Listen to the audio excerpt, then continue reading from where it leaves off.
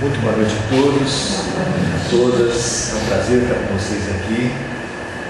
A gente realmente precisa e talvez esteja mais necessitado do que muitas outras vezes das nossas vidas de uma ajuda, de um suporte, porque estamos passando a Terra toda por um momento muito crítico.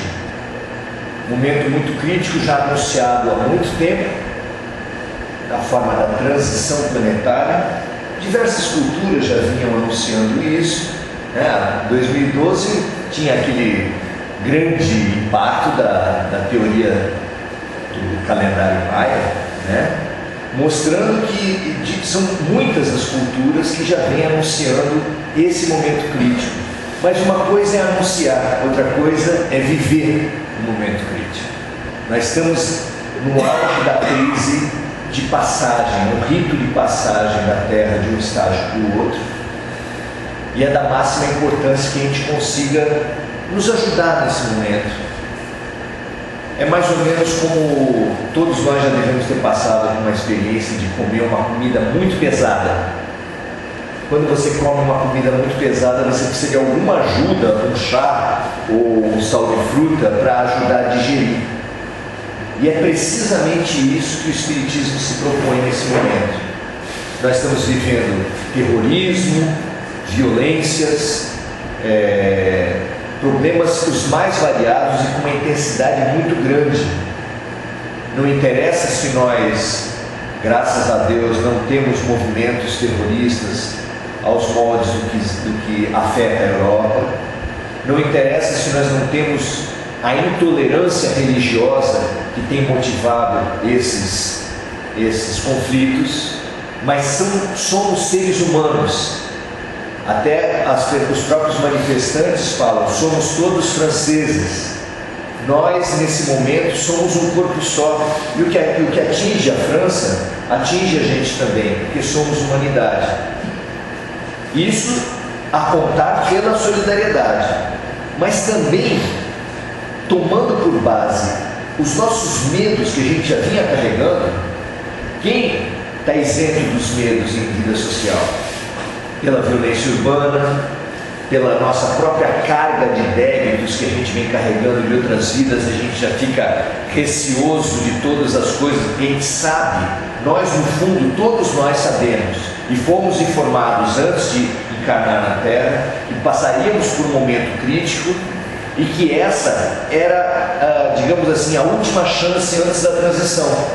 Nós somos mais ou menos como aquele aluno que tirou uma nota irrisória no primeiro bimestre, uma nota muito baixa no segundo, uma nota terrivelmente insuficiente no terceiro e no quarto, mas a escola, como é muito condescendente, ofereceu o que para a gente? A recuperação, a prova de recuperação. E nós estamos em pleno período os dias que antecedem a prova de recuperação. Porque quem não passar vai para o inferno, né? Vai arder com azeite quente por toda a eternidade, como dizem por aí em outras religiões. Não, é absolutamente incompatível a ideia de um Deus que ensinou através de Jesus o perdão infinito e Ele mesmo é incapaz de perdoar. Pelos erros cometidos em uma vida, nós vamos ficar por toda a eternidade fervendo no azeite quente. Como é que o homem conseguiu conceber uma coisa como essa? De um Deus irado, vingativo e que não perdoa os seus filhos. Ensina a perdoar, mas ele mesmo não perdoa. Como é que pode ser? É impressionante como é evidente que essa é uma teoria divina. É uma teoria humana completamente contrária à natureza divina. E a gente precisa tirar esses fantasmas, porque essas coisas não ajudam.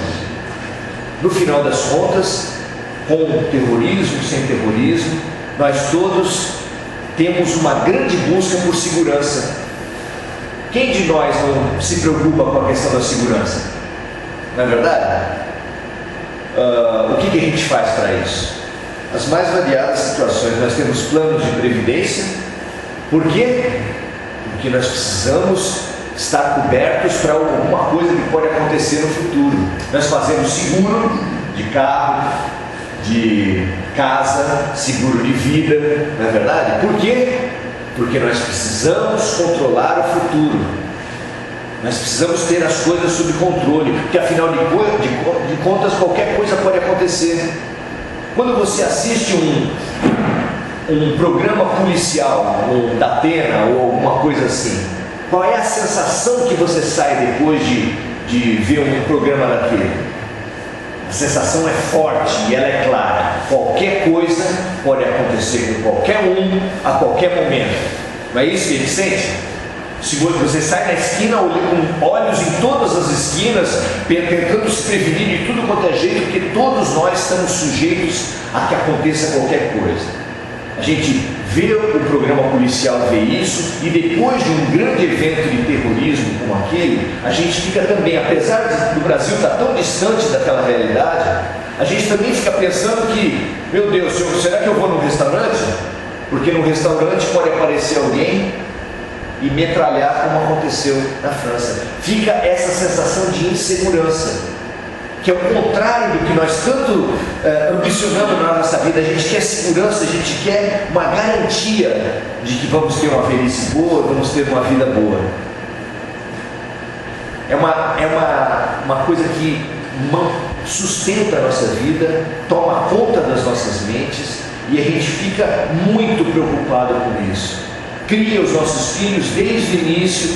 Filho, aprenda a fazer. A minha avó sempre me ensinava a fazer. Tinha um porquinho para guardar as moedinhas. Para quê? Para abrir uma caderneta de poupança. Os mais novos não sabem o que é isso, mas no meu tempo tinha uma caderneta ali que a gente ia colocando quanto depositou, quanto rendia em cada lugar, em cada mês, né? Tudo na tentativa de controlar o futuro. Nós precisamos controlar o futuro. Isso resolve, gente? Isso garante o nosso futuro? Nos dá, pelo menos psicologicamente, uma segurança? É interessante a gente pensar a respeito disso. Nós falávamos antes a respeito desse tema. Nós queremos segurar o futuro, segurar a vida, que ela esteja nas nossas mãos e que não nos ameace mais. Mas onde está a segurança da gente? Na segurança privada, na poupança, no patrimônio? Aonde estará? Diz o Antigo Testamento que todo bem vem de Deus, que essa é a única segurança que afinal de contas a gente tem. Porque às vezes você guarda dinheiro, tem segurança pública, segurança privada, você se garante de várias formas e morre antes de tudo aquilo que você pensou que ia usufruir. Ou às vezes você consegue ter uma velhice com dinheiro, mas é a única coisa de boa, porque o resto, a família está detonada, as relações estão complicadas e a saúde se perdeu. Onde está a nossa garantia? Onde está a garantia? Onde está a nossa efetiva segurança? Ter um exército bom, ter uma polícia boa. A polícia nos dá segurança? Foi feita a pesquisa outro dia que 60% dos brasileiros têm medo da polícia. O que era para dar segurança, dá ao contrário, dá medo. Então, a nossa situação, hoje é muito crítica, porque as instituições humanas que os nossos pais, que os nossos avós construíram e que nos dava segurança a todos, em vários outros aspectos, não só a segurança policial, elas também se diluíram. Há um tempo atrás, um homem e uma mulher, quando se gostavam, eles não podiam se juntar. Quem se gosta de verdade precisa casar. Quem casava, quando o homem e a mulher casavam, eles tinham uma conversa 3, 4 gerações atrás sobre o que deveria fazer o homem e o que deveria fazer a mulher. Tinha essa conversa? Não, era dado. A mulher cabe isso, aquilo, o homem cabe aquilo, outro. Era claro, não tinha discussão.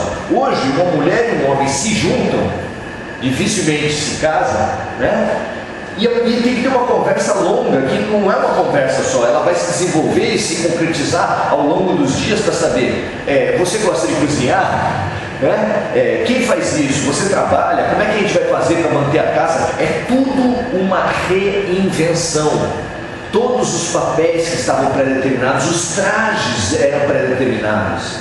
Tudo, havia trajes corretos para todas as situações, e tudo isso vai nos dando uma ilusão de segurança, mas infelizmente é só uma ilusão.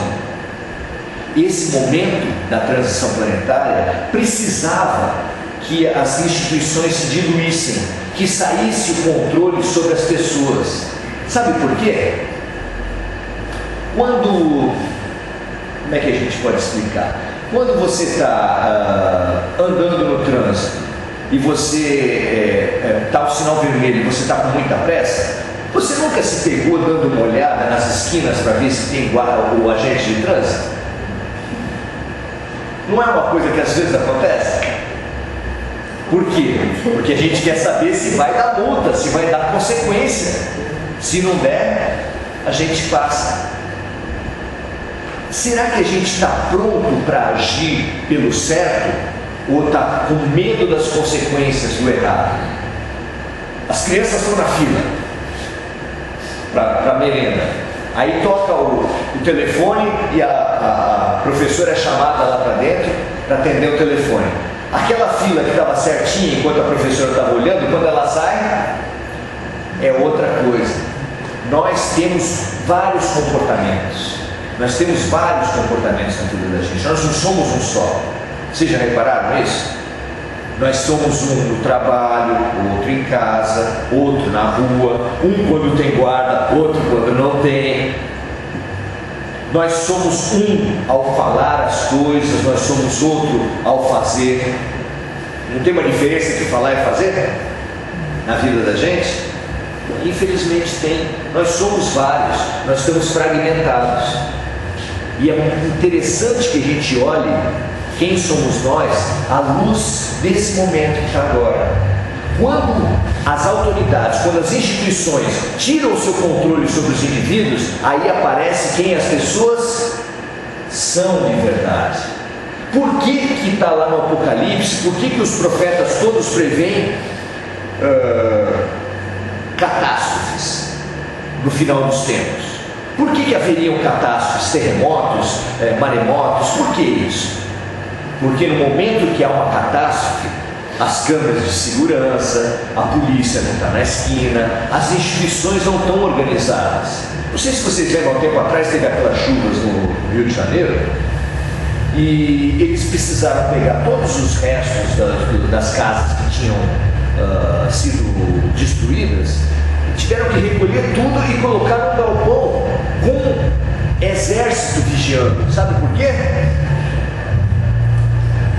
No momento da catástrofe, como aparece quem são de verdade as pessoas, tem gente que vai até o momento, ao lugar da catástrofe, para fazer o quê?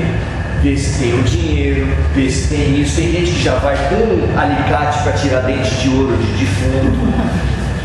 Abutres. Ali se revela quem as pessoas são. Sabe qual foi o pior? As câmeras de segurança filmaram os agentes do exército remexendo nas coisas também. Por quê? Porque é da natureza humana, não é porque tem uma farda que a pessoa é virtuosa, não é porque a pessoa é católica ou é espírita que nós estamos bem. Não são os rótulos que definem os produtos, não é verdade? A gente sabe pelo Código de Defesa do Consumidor. Infelizmente, nem sempre o rótulo corresponde ao produto. Então, estamos colocados nos tempos em que o controle social está muito mais fragilizado, as instituições elas estão fracas, e aí está emergindo quem nós somos de verdade. Esse é o momento crítico. Quem nós somos de verdade vai aparecer para poder o quê? Para poder ser feito o que Jesus já anunciou: a separação do joio do trigo, a separação dos bodes e das ovelhas, a separação dos peixes de diversos tamanhos. Ele deu várias figuras para falar como seria o final dos tempos. Por quê? Nós vamos ser selecionados para quê? Se não vai para o inferno. Para que nós vamos ser selecionados? Porque Deus nunca desiste de nós. Então, se uma escola não está conseguindo ensinar o que precisa para os alunos, o que a gente faz? Expulsa os alunos? A gente na terra sim, de um jeito ou de outro. Agora não pode mais expulsar, as escolas convidam a pedir transferência. Olha, o seu filho não tem mais clima aqui, aí a senhora assina aqui o pedido de transferência. Não é mais expulsão, é só um constrangimento à autoexclusão. Mas não, na escola de Deus não é exatamente assim. A escola de Deus trabalha com uma pedagogia crescente, um chamamento crescente para todos nós. Como é que é isso? Se você não aprende pelo amor, nós somos chamados em primeiro lugar pelo amor. Jesus anunciou que a gente, quando não aprende pelo amor, é convidado a aprender pela dor. E mesmo o amor, ele tem uma caminhada crescente. Quando você olha a tua história, e é muito raro a gente ter essa visão de longo prazo nas nossas vidas, mas o que acontece é isso. Nós somos chamados a uma lição com uma pessoa estranha. Nunca apareceu uma pessoa estranha para você no ônibus, em fila de banco, que nem te conhece e já começa a falar da vida? Nossa, minha vida está assim, assim, já começa a abrir e falar tudo para você. O que você faz? Tem uma piadinha na internet que estava assim outro dia, que está provado que idosos e mulheres provocam sono nas pessoas. Porque as pessoas, quando surge alguém, uma mulher ou um idoso no ônibus, que é para as pessoas darem lugar, todo mundo está dormindo. Finge que está dormindo para não dar o lugar. Infelizmente, como você tem atuado quando um estranho faz um pedido de ajuda para você? Essa é a primeira lição, é uma lição mais longe, para dar uma chance para a gente aprender pelo amor, mais desinteressado. Quando a lição não é aceita dessa forma, às vezes vem na família, vem mais próximo, e a pessoa que acha que só tinha drogadito na família dos outros, aparece um problema grave na sua própria família. E as coisas começam a complicar. E a pessoa aceita, a pessoa acolhe, a pessoa ajuda o seu parente? Nem sempre. Nem sempre. Às vezes a gente não dá ouvidos e não ajuda mesmo assim. E às vezes a dor acaba vindo na própria pele. Jesus explicou, a gente aprende pelo amor ou pela dor. Vem um chamamento mais suave e a gente não atende. Ah, Maurício, mas quando foi que isso aconteceu se nessa vida não aconteceu? Ora, minha gente, se uma criança às vezes já nasce com desafios terríveis, portadora de paralisia cerebral, onde foi que ela errou? No útero da mãe? Não, no útero da mãe ela já apresentava anomalia, então tem que ter sido anterior ao útero da mãe, na concepção. O espermatozoide e o óvulo cometeram algum ato tão horroroso que ela nasceu com paralisia cerebral. Foi isso? Evidentemente não. Não é possível. Não é possível o espermatozoide ter errado tanto a ponto de precisar ter paralisia cerebral. Se não foi nesse momento, foi anterior a esse momento. E aí fica claro que a gente só consegue se reconciliar com a justiça divina quando entende o mecanismo das vidas sucessivas. Porque uma pessoa que teve uma experiência que não aprendeu do caminho melhor, acaba sendo convidado, acaba sendo colocado numa posição de aprender pela dor. E Jesus trouxe para a gente uma historinha fantástica a respeito disso. Conta Jesus que um pai tinha 2 filhos na sua fazenda. E um filho resolveu fazer uma grande, que eu considero uma grande agressão ao seu pai. Pedir herança para o pai sem ele ter falecido. Pai, dá para o senhor me passar minha parte na herança? Olha que ofensa, né? É como um urubu que começa a tirar a carne do animal sem ele ter morrido ainda. Foi uma ofensa muito grande, mas aquele pai era tão bondoso. Sabe o que ele fez? Deu herança. Ele deu herança e aquele filho pegou a herança do pai. Como Jesus falava por parábolas, falava por símbolos, esse pai representa Deus. Esse filho representa a gente, né? E quem é esse ser, esse filho que está pegando a herança do pai e está usando para bebidas, para mulheres, para viver o prazer da vida? Quem é esse filho? Que herança é essa? É fácil da gente encontrar isso, né? É fácil de você ver em bares, as cracolândias, a utopia, o ideal de vida das pessoas de vamos viver, aproveitar a vida. Não, fulano está aproveitando a vida. O que é uma pessoa que está aproveitando a vida na nossa linguagem? Ele está fazendo o quê? Aproveitar a vida é o quê? Se esbaldar, encher a cara, ter várias pessoas, ter várias relações, fazer o sexo sem responsabilidade. Isso é aproveitar a vida. Não é interessante isso? Fulano está aproveitando a vida. E qual é a herança que essa pessoa pegou? É a herança de Deus. Deus não deixou uma herança no nosso corpo. Deus não deixou uma herança na natureza. O que nós temos feito com a natureza? Temos preservado a natureza? Temos respeitado a natureza? Qual é a resposta que nós estamos recebendo hoje da natureza? Você faz uma represa, represa o rio e acha que pode deixar o rio represado, que não vai dar problema nenhum. Nem manutenção na represa você não faz. Dá uma chuva mais forte, acaba a represa, acaba a casa, acaba a vida das pessoas, acaba anos e anos de história das comunidades. Porque, como a gente está vendo em Minas Gerais, a gente pega a herança do pai sem respeito e usa do jeito que a gente quer. O nosso corpo, a natureza, as relações, as pessoas que estão à nossa volta são talvez o nosso maior recurso. Os nossos parentes, os nossos filhos, não são o nosso maior patrimônio? E a gente, será que usa bem? Será que a gente aproveita bem essas relações? A gente muitas vezes quer pegar os recursos da vida para a gente mesmo. Ah, minha família está uma beleza, todo mundo faz o que eu quero. Eu encontrei uma vez um colega de rua que eu brincava na rua junto, ele já na minha idade, né? E eu falei assim: rapaz, você já tem filho, por que você está na casa da tua mãe ainda? Ah, a minha mãe frita o bife do jeito que eu gosto, passa a roupa do jeito que eu gosto, arruma o meu quarto, deixa tudo bem. Quando é que você acha que eu vou querer sair de casa? A adolescência hoje em dia está indo até que idade? Pelo Estatuto da Criança e Adolescente tinha que ir até os 18, né? Mas 28, 38, 48 e as coisas vão indo.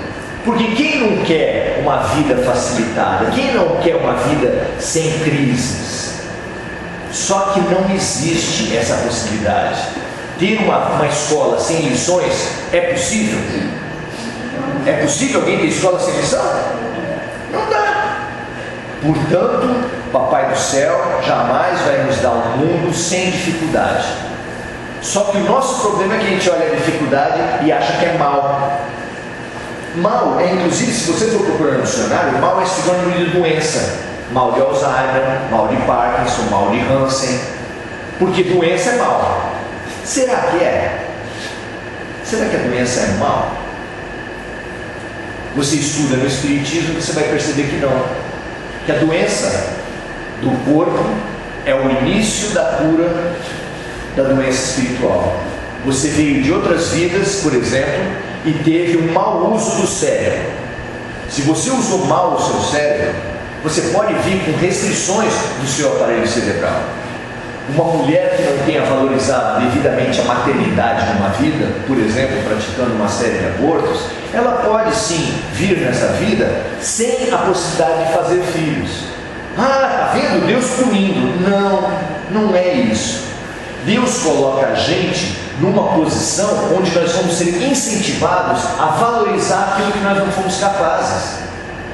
Quem se suicidou atirando na cabeça, atirando no cérebro, corrompendo o seu corpo com veneno, vai ter essa parte do corpo espiritual danificada e que vai se expressar no corpo físico, porque o corpo espiritual é um molde para o corpo físico. Se você, dona de casa, tem uma forma de bolo torta e fizer um bolo, o bolo vai sair certinho? Tem alguma chance do bolo sair certinho? Nenhuma. Por quê? Porque o problema estava na forma. As nossas doenças, elas se expressam no físico, mas elas são doenças espirituais. E quando elas se expressam no físico, é o início de um processo de cura. Um câncer, ele agrega miasmas que você acarretou de várias vidas, de vários erros, e ele atrai tudo aquilo. Quando você tira um nódulo, quando você tira um tumor, você está limpando o seu corpo espiritual. Vivendo ou morrendo, não interessa, você está num processo de limpeza. Por isso é que não se pode matar anencéfalos. Por isso é que não se pode, não é aconselhado a prática do aborto. Porque mesmo uma vida que viva 15 dias, mesmo uma vida que só viva 7 meses na barriga da mãe e que depois não venha a gravidez, não aconteça, ela está passando por um processo de resgate, ela está passando por um processo de cura.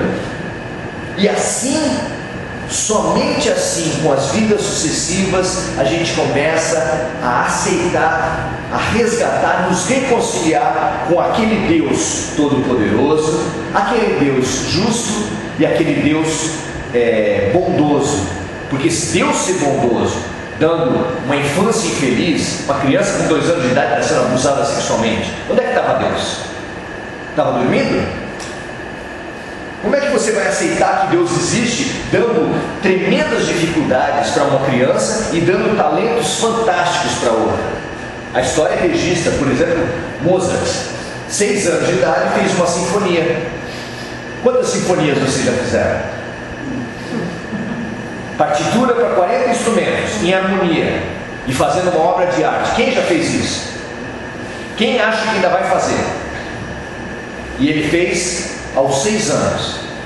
Enquanto isso, do lado dele podia ter um irmão, podia ter um vizinho que nunca vai escrever o nome. Eu tenho uma sobrinha autista que nunca vai escrever o seu nome. Por quê? Onde está Deus? Quando a gente não consegue ter essa visão da eternidade, do ponto de vista da eternidade, a gente passa pelos problemas e nos deixa atolar, ter por sentimentos como o quê? Quais são os sentimentos que surgem quando você sofre uma dificuldade, um parente que morre, um assalto, um roubo, uma tragédia familiar, um conflito muito grande, um filho que está se matando ou que se matou? Como é que você enfrenta esses problemas sem as vidas sucessivas? Os sentimentos que surgem são sentimentos de revolta. Deus não existe, é um absurdo, não tem nada certo na terra, nós estamos todos, salve-se quem puder. E agora, acabando os eventos de terrorismo, a gente fica exatamente com essa sensação. Se você bobear, você cai, não tem jeito, não dá nada para fazer. O Brasil tem que comprar mais caças, mais armas, nós temos que nos dar segurança para nós mesmos, porque a segurança vem das armas, não é isso? Claro que não. Claro que não. Nós temos uma outra segurança a ser buscada. Ao contrário, a segurança que vem das armas é a segurança que a criança está brincando com um amiguinho, pega uma arma do pai, onde o pai pensou que estava escondida, ele sobe numa escada, vai lá em cima do armário, pega, você sabe como é que é criança, vai brincar, bang! E o bang acaba sendo de verdade. E o bang acaba matando. As armas nunca deram segurança para nenhum de nós. O que dá segurança é você conseguir alimentar na sua alma, na sua cabeça, no seu coração, uma certeza de que realmente as coisas se encaixam de uma maneira perfeita na terra. Nós alcançamos isso?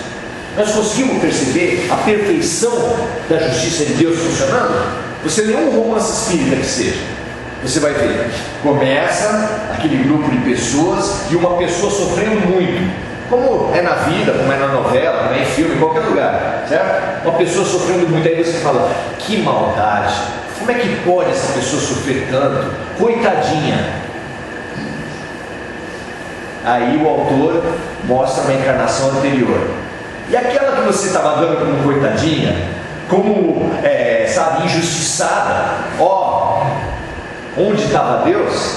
Você vai ver que ela tinha cometido equívocos muito graves. E ali você vai ter uma pontinha de como funciona a pedagogia de Deus, como funcionam as oportunidades da vida. Hoje eu sempre faço as minhas palestras em cima do livro Caminho, Verdade e Vida, do Chico Xavier, que eu convido vocês a terem contato com ele. É um livro de uma série chamada Fonte Viva, todos do mesmo autor, dos mesmos autores, Chico e Emmanuel, onde em cada livro desses, 180 a 200 passagens dos evangelhos são como que traduzidas para a gente, de uma maneira muito didática, 1, 2 folhas de tradução. É muito interessante, porque o aparelho da vida, como se a vida fosse um aparelho que você compra numa loja qualquer, quando você compra não vem um livro de instrução, um manual de instrução. Nós também tivemos esse manual, nós temos um manual de instrução de como bem viver. Qual é o livro? É o Evangelho. O Evangelho de Nosso Senhor Jesus Cristo continua sendo o manual de bem viver. Só que ele foi tão deturpado, ele foi tão utilizado para vários interesses, que a gente tem dificuldade para entender o que estava querendo dizer mesmo, né? Até as palavras são antigas. Não coloqueis a candeia sobre o alqueire, e não liga nada com nada, porque as próprias palavras colocadas são palavras em vós. Se te der um período longo, um parágrafo grande, e você tiver que transformar todos os verbos em vós, você vai ter facilidade? Mesmo você tendo ensino médio, mesmo você tendo faculdade, a gente vai ter dificuldade. Então, Emmanuel vai conseguindo traduzir muito dessas passagens para a gente. Hoje, abrindo, na falta de melhor expressão, ao acaso, porque no Espiritismo a gente sabe que acaso não existe, né?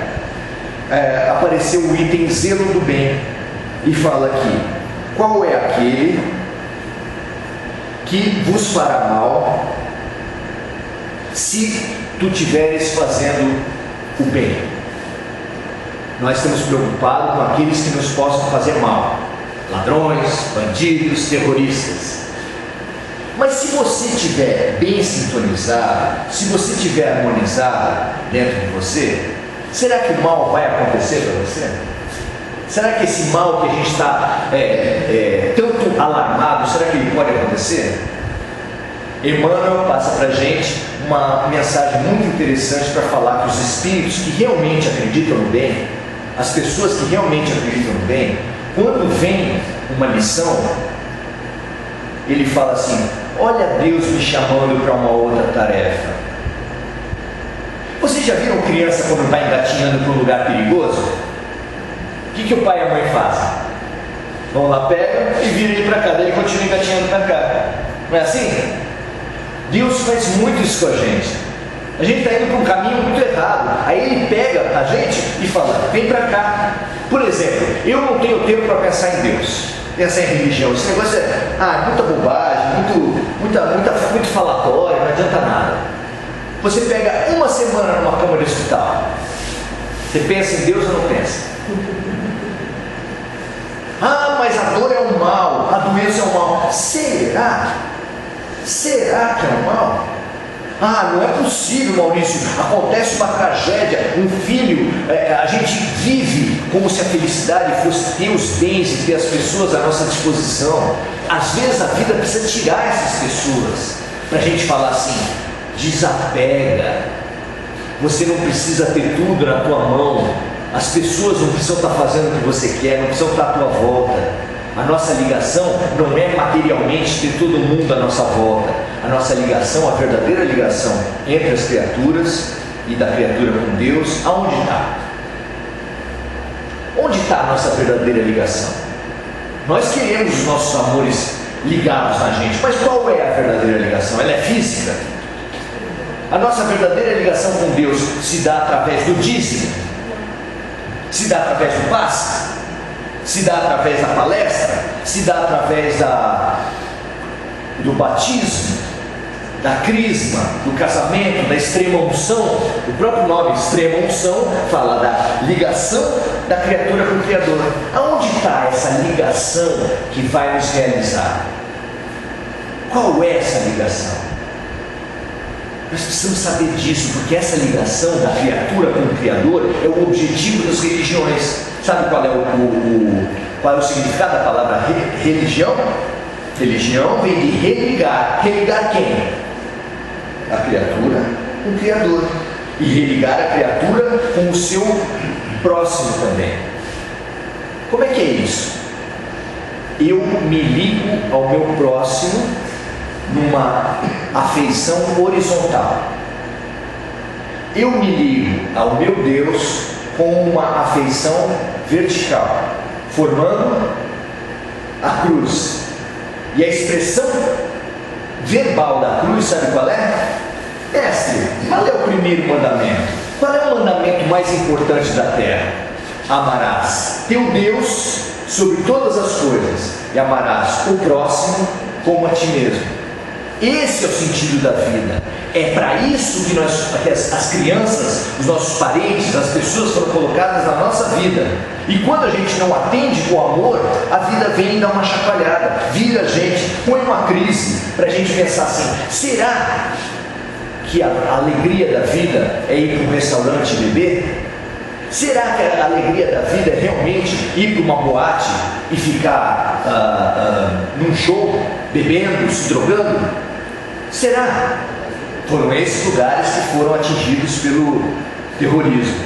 Antes de 11 de setembro, o que foi que os terroristas acertaram? O centro financeiro, da capital financeira do mundo. Isso tem algum significado, gente? Evidente que sim. Para nós alegria é dinheiro.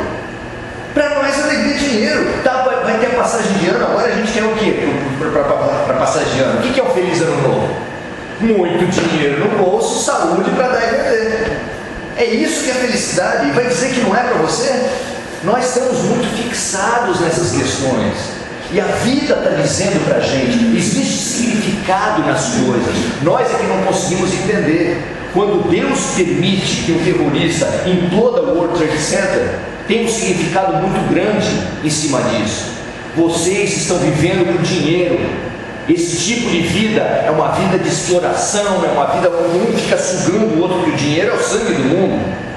Quem suga o dinheiro dos outros é o quê? Banco, financeira, investimento em bolsa.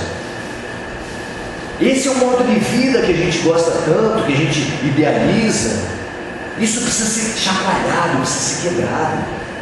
Nós podemos cair em si. Esse é o termo da parábola do filho pródigo.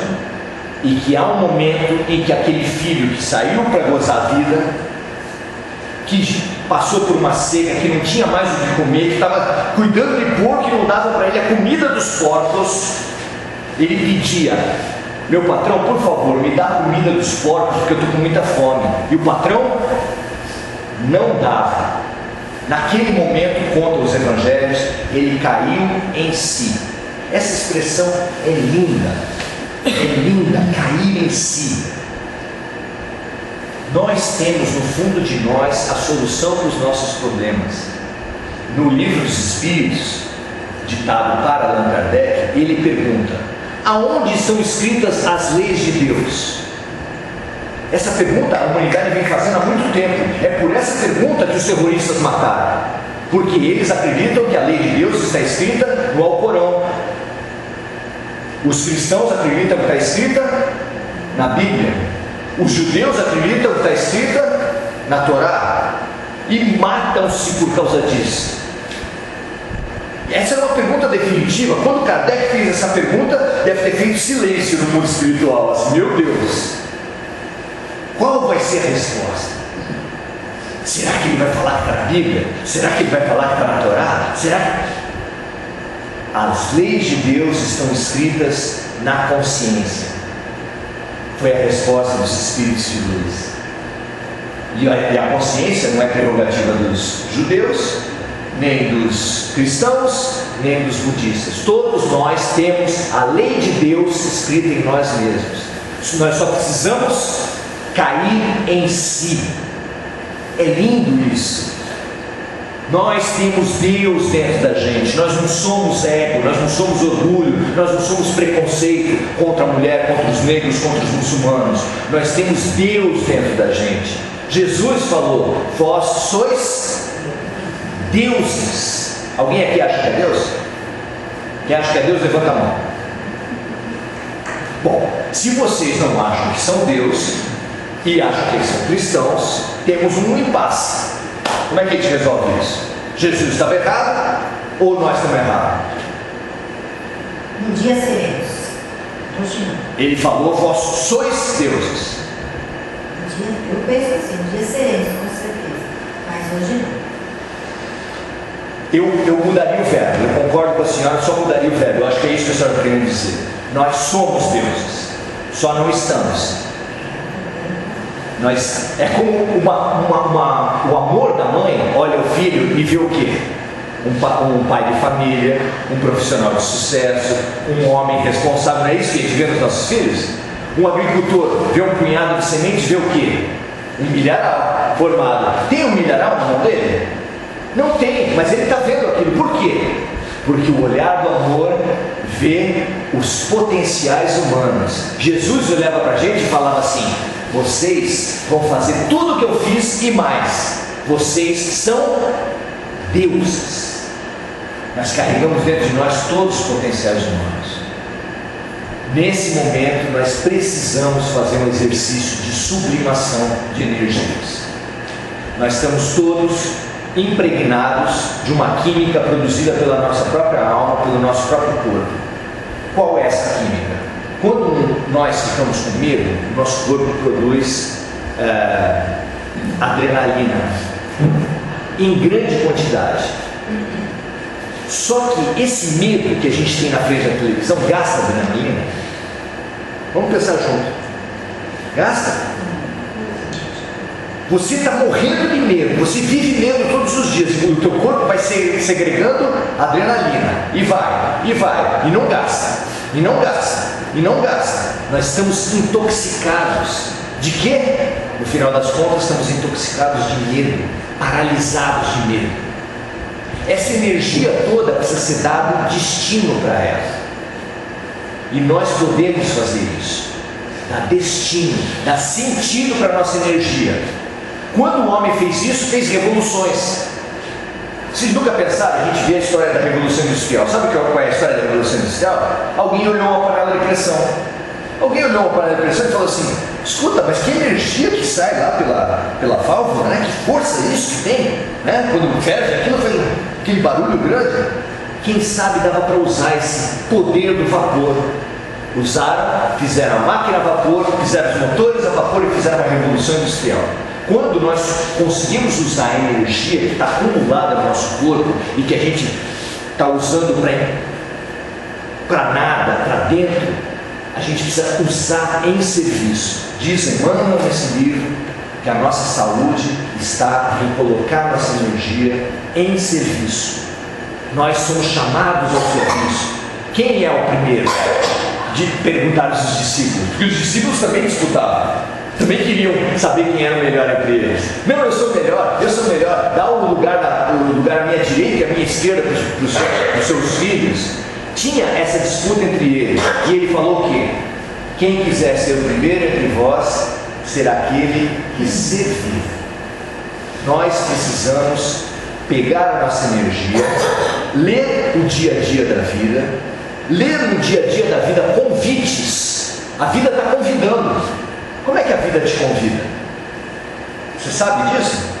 Se não sabe, precisamos ter olhos de ver e ouvidos de ouvir. Os fatos acontecem à tua volta e eles estão te convidando. Ai, meu amigo, estão convidando para quê? Estão convidando como? Nós precisamos ver a vida te convidar. A vida convida a gente com o quê? Mendigo. É um convite para a gente? Está andando na rua e encontra um mendigo. Você sabe o que fazer? Eu sou assistente social, eu não sei. Mas aceitar, enxergar o convite e se desafiar é interessante. Filho, você tem um filho adolescente que te confronta, que te tira do sério, que te arranca os cabelos, para quem ainda tem, né? Não é todo mundo que tem. Isso é um desafio. A mulher é um desafio para o homem. O que pensa uma mulher? Como age? Qual o interesse? Não é um desafio para nós? A mulher é um desafio para o homem. E o homem é um desafio para a mulher? Meu Deus, que graça que tem ficar vendo aquele jogo lá, bolinha para um lado, bolinha para o outro, que não tem graça nenhuma. Nós precisamos entender os desafios que a vida está passando para a gente. Nós somos desafiados o tempo todo. Esse é o olhar da criança. O olhar da criança que quer aprender com cada coisa. Jesus falou assim: deixai-me vir a minhas criancinhas. Quem for como criança entrará no reino dos céus. Nós precisamos ter vontade de aprender. Olhar para uma mulher e falar assim: que desafio é entender, é viver como uma mulher, é sentir como uma mulher. Nós homens, é proibido para a gente ter sentimento. Desde pequenininho, tudo que era sentimento, a mãe proibia. Você queria usar uma roupa florida? Pode não. Ai mãe, eu gosto muito de poesia. Vai jogar bola, menina. Pai, mãe, eu gosto muito de balé. É isso, vai lutar boxe. E a gente vai interditando o homem ao sentimento, quanto o homem tem a aprender a sentir, aprender a servir, aprender a zelar. Nós devemos dar boneca para os nossos filhos. Quem aqui é capaz de dar boneca para uma criança, para um menino? Alguém aqui já deu boneca para um menino? Depois, quando esse menino cresce, as mulheres reclamam entre si, porque eu sou assistente social, eu sei. O meu marido nem para trocar uma fralda. Ah, é? E quando é que a nossa sociedade deu uma boneca para a criança brincar? Não pode. Não, os homens são interditados ao sentimento. Nós precisamos aprender. E quem é a grande professora de sentimento dos homens? É a mulher. E o homem tem alguma coisa para ensinar para a mulher? Tem, evidentemente. Claro que sim. E a mulher tem aprendido, inclusive, indo para fora, trabalhando, aprendendo a ter objetividade, aprendendo a ter foco. Porque o homem tem foco. O homem, às vezes, tem foco demais, né? Só pensa numa certa coisa. E a mulher tem aprendido isso. É muito rico. Nós podemos aceitar a vida. O terrorista nos pode ensinar muita coisa. Será que o evangélico pode ensinar alguma coisa ao espírita? Será que o católico pode ensinar? Nós podemos ensinar muito, gente. Só na Copa do Mundo foi um fenômeno. Vocês lembram que aqueles grupos de torcedores japoneses que foram para o estádio? Fizeram um alarde porque eles foram para o estádio e levaram sacola plástica para o estádio. Jogaram um monte de lixo no chão, como tudo quanto é torcedor. Porque ele está concentrado no jogo de futebol, vai jogando tudo no chão. Só que antes de sair, ele recolheu tudo, pôs numa sacola plástica e foi embora. O brasileiro tem alguma coisa para aprender com o japonês? Quem sabe alguma coisa, quem já foi para o Japão, sabe que no Japão um adolescente não passa de ano e se mata. Quem já viu isso no Brasil? Adolescente não passar de ano e se matar. Quem já ouviu falar isso?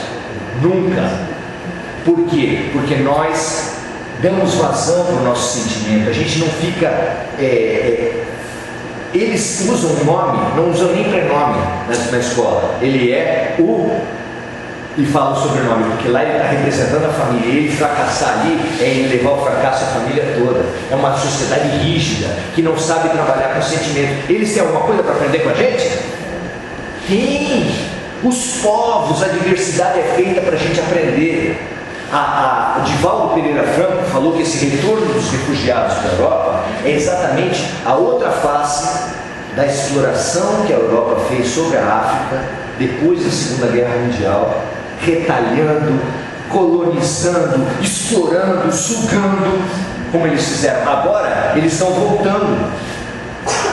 Essa era para ser a maneira de cooperar. O terrorismo não é obra de Deus. O terrorismo é uma obra dos homens. A migração dos mexicanos para os Estados Unidos, dos africanos da Europa, sim, era uma maneira dos povos que se exploraram cooperarem. E isso é maravilhoso. É esse o convite.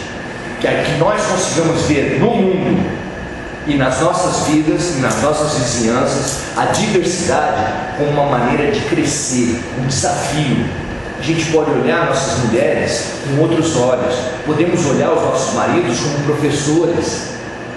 Ah, Maurício, você quer que a mulher se subordine ao homem? Não, não estou falando nada disso. Estou falando que todos nós temos que aprender com todos nós. E é muito bom que assim seja. Nós temos que aprender com as crianças. As crianças hoje, em termos de tecnologia, eles são que ensinam a gente. Isso quer dizer que os adultos não têm mais nada para ensinar para as crianças? Não, eu não caio nessa ilusão. Todos nós precisamos aceitar e podemos aceitar. Ou então a gente vai tentar impor a nossa vontade sobre o outro. É isso que o terrorista faz, querendo controlar, querendo dominar a vida dos outros. E numa mensagem espiritual, uma grande instrutora perguntou para a gente, para todos nós: será que você também quer impor a sua vontade na sua família, no seu trabalho, no trânsito? Você já se pegou tentando impor a tua vontade no trânsito? Surge a última vaga da balsa para Santos, a você e uma outra pessoa. É um momento crítico, ali revela quem você é. Nós precisamos, nós podemos ser mais generosos e aprender na diversidade, não tentar suprimir a diversidade impondo a nossa vontade como autênticos terroristas domésticos, terroristas humanos, terroristas sem bomba, mas que estão se explodindo também espiritualmente, porque quem faz esse modelo está infelizmente perdendo a chance de ser promovido para o planeta de regeneração que a Terra está se propondo e está se transformando. Disse Jesus, e assim eu encerro a minha fala: bem-aventurados os mansos, porque eles herdarão a terra. Obrigado.